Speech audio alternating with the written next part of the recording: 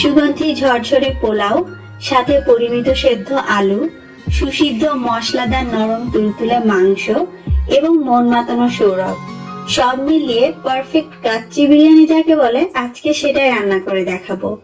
এর আগেও আমি আপনাদেরকে রাইস কুকারে এবং চুলায় কাচ্চি বিরিয়ানি তৈরি করে দেখিয়েছি। আজকে একদম ঢাকাইয়া স্টাইলে আমাদের দেশি কালো জিরা চাল এবং গরুর মাংস দিয়ে কাচ্চি বিরিয়ানি রান্না করে দেখাবো। আশা করছি আপনাদের ভালো লাগবে। আজকের কাচ্চিটা আমি রান্না করব এই স্টেইনলেস স্টিলের হাঁড়িটাতে। যে কোনো হাঁড়িতেই করতে পারেন, তবে হাঁড়ির তলা যদি একটু ভারী হয় তাহলে কাচ্চিটা খুব পারফেক্ট ভাবে রান্না করা যায়। যেহেতু আমি আজকে ঢাকাই স্টাইলে কাচ্চি রান্না করছি, আমি গরুর মাংস নিয়েছি 1 কেজি। 1 কেজি থেকে সামান্য বেশি আছে, 1100 গ্রামের মতো। আপনি চাইলে কিন্তু একই রেসিপিতে মাটন বা ল্যাম্ব দিয়েও কাচ্চি রান্না করতে পারেন। আর মাংসের টুকরোগুলো তুলনামূলক একটু বড় করে কাটতে হবে। দেখতে পাচ্ছেন আমি এরকম সাইজে কেটেছি। আপনি চাইলে আরো বড় টুকরো করে কাটতে পারেন, যেমন কেজিতে 8 থেকে 12 পিস পর্যন্ত করা যাবে। আর মাংসগুলোর গায়ে হালকা চর্বি এবং একটু হাড্ডি থাকলে খুবই ভালো হয়, তাতে কাচ্চিটা খেতে মজা লাগবে। এবারে মাংসকে মেরিনেট করতে হবে। শুরুতে আমি এর মধ্যে দিয়ে দিচ্ছি প্রায় 1.5 টেবিল চামচের মতো কাঁচা পেঁপের খোসা বাটা। এটা কিন্তু অবশ্যই দিতে হবে কাচ্চির মাংস যদি ঠিকমতো সেদ্ধ করতে হয়। সাথে প্রায় 1.5 চা চামচের মতো লবণ দিয়ে দিলাম। শুরুতে শুধু এই দুটো উপকরণ দিয়ে আমি মাংসটাকে মেখে আধা ঘন্টার জন্য রেখে দিব। অনেকেই কাচ্চি বিরিয়ানির রেসিপির নিচে প্রশ্ন করে থাকেন যে কাঁচা পেঁপের কারণে তিতা হয়ে যাবে কিনা। একদমই তিতা হবে না, নির্ভয়ে দিতে পারেন। আর না দিলে কিন্তু কাচ্চির মাংস সেদ্ধ হবে না। এখন এটাকে ঢেকে রেখে আমি বাদবাকি কাজ সেরে নিচ্ছি। কাচ্চির আরেকটা আকর্ষণ হচ্ছে আলু। তো এখানে আমি কিছু আলু নিয়েছি। আলুগুলোর গায়ে সামান্য লবণ আর জর্দার রং মেখে নিচ্ছি। যদি ছোট আলু হয় আস্তই দিতে হবে, বড় আলু হলে মাঝখান থেকে কেটে নেওয়া যাবে। তারপর আলুগুলোকে খুবই হালকা করে ভেজে নিতে হবে। তার জন্য চাইলে আপনি ঘি ব্যবহার করতে পারেন। আমি বেরেস্তা ভাজা তেল নিলাম এবং তেলটা ঠিক মতো গরম হওয়ার আগে এর মধ্যে আলু দিয়ে দিচ্ছি, না হলে কিন্তু অনেক তেল ছিটাবে। তারপরে জাস্ট 2 থেকে 3 মিনিট মাঝারি আঁচে আলুগুলোকে খুবই হালকা করে ভেজে নিতে হবে। আলু সেদ্ধ হতে দেওয়া যাবে না, কাঁচা আলুই আমাদেরকে ব্যবহার করতে হবে, জাস্ট বাইরে যাতে কালারটা ভালো মতো কোট হয়ে যায়। আবারও ফিরে এলাম সেই মেরিনেট করে রাখা মাংসের কাছে। আধা ঘন্টা হয়ে গিয়েছে, চাইলে আরো বেশি সময় রাখা যাবে। এখন আমি এর মধ্যে দিচ্ছি 1.5 টেবিল চামচ আদা বাটা, 1 টেবিল চামচ দিয়ে দিচ্ছি রসুন বাটা, তারপরে দিচ্ছি বাদাম বাটা 1.5 টেবিল চামচের মতো। আমি এখানে কাঠবাদাম নিয়েছি, আপনি চাইলে কাজু বাদাম বা পোস্ত দানাও নিতে পারেন। 3 টেবিল চামচ নিয়ে নিচ্ছি টক দই, চাইলে মিষ্টি দই ব্যবহার করা যাবে, কোনো সমস্যা নেই। সাথে দিচ্ছি 1 টেবিল চামচ পরিমাণ টমেটো কেচাপ। এবারে এর মধ্যে মাওয়ার গুঁড়ো দিয়ে দিতে হবে 2 টেবিল চামচ। আপনি চাইলে গুঁড়ো দুধও ব্যবহার করতে পারেন। আধা টেবিল চামচ দিলাম লাল মরিচের গুঁড়ো এবং আধা টেবিল চামচ দিয়ে দিচ্ছি আমার ঘরে বানানো শাহি গরম মশলা। এটা কিভাবে বানাতে হয় তার রেসিপি লিংক ডেসক্রিপশন বক্সে পেয়ে যাবেন। এবং দিয়ে দিচ্ছি পেঁয়াজ বেরেস্তা আধা কাপ, হাত দিয়ে একটু গুঁড়ো করে দিচ্ছি। দোকানের কেনা বেরেস্তা না ব্যবহার করে ঘরে ভাজাটাই ব্যবহার করবেন। গরম মশলা দিচ্ছি খুবই সামান্য, 4টা এলাচ, 3-4টা লবঙ্গ আর 2 টুকরো দিয়েছি দারুচিনি। তারপরে সমস্ত কিছু একসঙ্গে খুবই ভালো করে মেখে নিতে হবে কচলে কচলে। এর মধ্যে আরেকটা উপাদান দেয়া বাকি আছে, আর সেটা হচ্ছে তেল বা ঘি। তবে আগে মশলা মেখে তারপরে তেল বা ঘিটা দিব, তাহলে মাংসের গায়ে মশলাটা ভালো মতো কোট হবে। আমি এখানে বেরেস্তা ভাজা তেল ব্যবহার করলাম 3 টেবিল চামচ, যেহেতু আমার মাংসের সঙ্গে কিছুটা চর্বিও আছে। যদি একদম লিন মিট হয় তাহলে তেলের পরিমাণ কিন্তু একটু বেশি দিতে হবে, আর চাইলে ঘিও দেয়া যাবে। মাখানো হয়ে গেলে বাকি 1 টেবিল চামচ তেল আমি উপর দিয়ে ছড়িয়ে দিচ্ছি। এবারে যে আলুগুলো আমরা ভেজে রেখেছিলাম সেগুলো জায়গায় জায়গায় ছড়িয়ে ছড়িয়ে একটু বসিয়ে দিতে হবে। এর মধ্যে কিছু আস্ত কাঁচামরিচ দিয়ে দিতে হবে, এটা শুধুমাত্র ফ্লেভারের জন্য। আপনি চাইলে কিন্তু স্কিপ করতে পারেন, কাঁচামরিচ যেন ভাঙা বা চেরা না হয়, তাহলে কিন্তু ঝাল ছড়াবে। তারপরে দিতে হবে কিছু আলু বোখারা। কেজিতে আপনি 6 থেকে 7টার মতো আলু বোখারা দিতে পারেন। আমার খুব ভালো লাগে, আমি একটু বেশি করে দিচ্ছি। কিছু কিশমিশ দিয়ে দিচ্ছি 1 টেবিল চামচের মতো, সুন্দর করে ছড়িয়ে দিতে হবে। এরপরে দিচ্ছি বাদাম কুচি, আমি কাঠবাদাম ব্যবহার করছি এখানে, আপনারা চাইলে কাজু পেস্তা মিলিয়েও দিতে পারেন। তারপরে দিয়ে দিচ্ছি একটুখানি মাওয়ার গুঁড়ো, এটা আমি গুঁড়ো দুধ দিয়ে বানিয়েছি, যদি মাওয়া না থাকে আপনি চাইলে সামান্য গুঁড়ো দুধও ছড়িয়ে দিতে পারেন। তারপর এটাকে আবারও ঢেকে রাখছি এবং চলে যাচ্ছি চালটাকে প্রিপেয়ার করতে। পোলাওয়ের উপরে ছড়ানোর জন্য একটা লিকুইড মিশ্রণ তৈরি করে নিব। তার জন্য এখানে আমি 3 টেবিল চামচ অর্থাৎ 1/4 কাপ থেকে সামান্য কম নিয়েছি গুঁড়ো দুধ, সাথে দিয়ে দিচ্ছি আধা কাপ গরম পানি। এরপর আমি দিয়ে দিচ্ছি 1 টেবিল চামচ পরিমাণ কেওড়া জল, চাইলে সাথে 1 চা চামচ গোলাপ জলও অ্যাড করতে পারেন। তারপরে দিতে হবে ঘি, আপনি চাইলে ঘিয়ের পরিবর্তে এখানে বেরেস্তা ভাজা তেলও দিতে পারেন, তবে কাচ্চিতে একটু ঘি না পড়লে কিন্তু হয় না।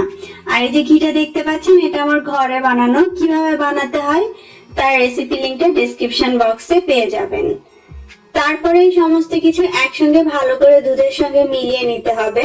আর গরম পানি দেওয়ার কারণ হচ্ছে ঘিটা যাতে খুব ভালো করে এর সঙ্গে মিশে যায়। চালগুলো সেদ্ধ করার পালা, তার জন্য ফুটন্ত গরম পানিতে আমি পর্যাপ্ত পরিমাণ লবণ, সামান্য শাহি জিরা, এলাচ, দারচিনি, লবঙ্গ এবং তেজপাতা দিয়ে দিলাম। আপনি চাইলে শুধুমাত্র শাহি জিরা দিয়েও কাজ চালাতে পারেন।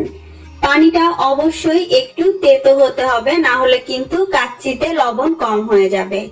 পানি যখন টকবক করে ফুটে উঠবে তখন এর মধ্যে দিয়ে দিতে হবে চাল। 1 কেজি মাংসের জন্য ঠিক আধা কেজি পোলাওয়ের চাল আমি এখানে নিয়েছি।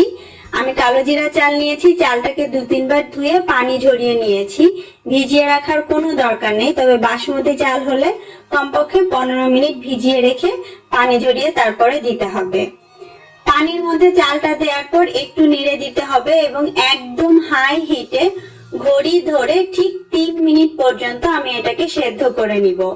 খুব বেশি সেদ্ধ করা যাবে না, তাতে পরে দমে থেকে চালগুলো কিন্তু বেশি নরম হয়ে যাবে আর পোলাও ঘাটা ঘাটা হয়ে যাবে।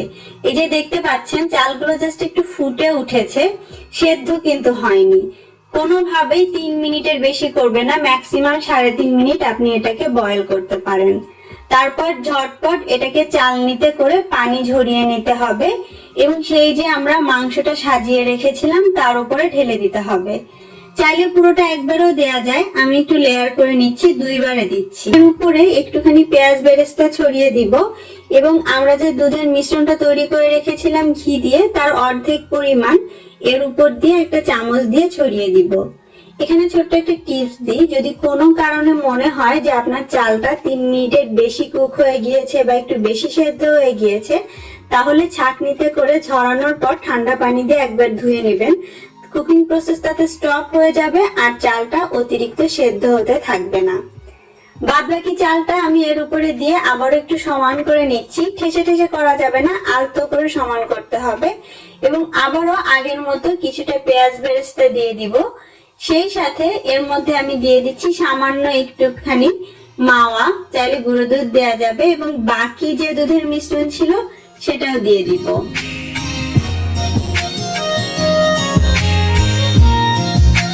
কাচ্চিতে হালকা জর্দার রং ব্যবহার করলে দেখতে সুন্দর লাগে, তাই 1 টেবিল চামচ পরিমাণ কেওড়া জলের মধ্যে আমি একটু স্যাফরন গুলিয়ে রেখেছিলাম, সেটা দিয়ে দিলাম, সাথে দিচ্ছি কিছু কিশমিশ। এবার এটাকে ঢাকার পালা। আপনারা সবাই জানেন কাচ্চি রান্নায় সাধারণত আটার ডো বানিয়ে তারপরে ঢাকনা দিয়ে ঢাকা হয়, তো আমার কাছে ওটা অনেক বেশি ঝামেলার লাগে, এই জন্য আমি ফয়েল পেপার ব্যবহার করছি। প্রথমে ঢাকনাটা ফয়েল পেপারের উপরে সুন্দর করে বসিয়ে তারপরে সাইড দিয়ে একদম ভালো করে মুড়ে দিচ্ছি, যাতে বাতাস বের না হতে পারে। যদি কারো কাছে ফয়েল পেপার না থাকে সেক্ষেত্রে আপনাকে আটার ডো মেখে একইভাবে এটাকে সিল করে দিতে হবে, যাতে ঢাকনাটা হাঁড়ির সাথে খুব ভালোভাবে লেগে যায়। এটা করতে হবে, তা না হলে কিন্তু ভাপ বের হতে থাকবে আর কাচ্চি রান্না হতে অনেক বেশি সময় লাগবে। এবারে হাঁড়িটা ধরে সরাসরি চুলায় বসিয়ে হাই হিটে 5 থেকে ম্যাক্সিমাম 7 মিনিটের মতো রাখবো। যখন দেখবেন ভেতরে একটা তোলপাড় শব্দ হচ্ছে তখন চুলার আঁচ একদম কমিয়ে দিয়ে ঠিক 1.5 ঘন্টার জন্য এভাবেই রেখে দিব, আর এই সময়ের মধ্যে কোনোভাবেই ঢাকনা খোলা যাবে না।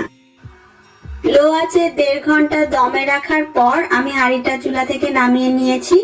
এখন আমরা ঢাকনা খুলবো, আর সরাসরি হাত দিয়ে ফয়েলটা খুলতে যাবেন না, তাতে কিন্তু প্রচন্ড ভাপ হাতে লেগে হাত পুড়ে যেতে পারে। সাবধানে আমরা এখন উপর থেকে ফয়েলটা সরিয়ে নিব। আটা ব্যবহার করলেও একইভাবে খুলে নিতে হবে। প্রথমে আমরা পোলাওগুলো দেখি। দেখুন সেই আধা সেদ্ধ বা অল্প সেদ্ধ চালগুলো কত সুন্দর ঝরঝরে হয়ে সেদ্ধ হয়েছে, আর সুন্দর একটা গন্ধ কিন্তু এর থেকে বের হচ্ছে।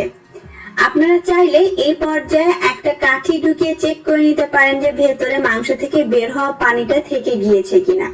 যদি কোনো কারণে থেকে যায় তাহলে হাঁড়িটা চুলায় একটু বসিয়ে মিডিয়াম আঁচে পানিটা শুকিয়ে নিতে পারেন। আর তেল থাকলে তাহলে তো আর কিছু করতে হবে না। তারপর আস্তে আস্তে নিচে থেকে মাংসগুলো এইভাবে একটু তুলতে হবে।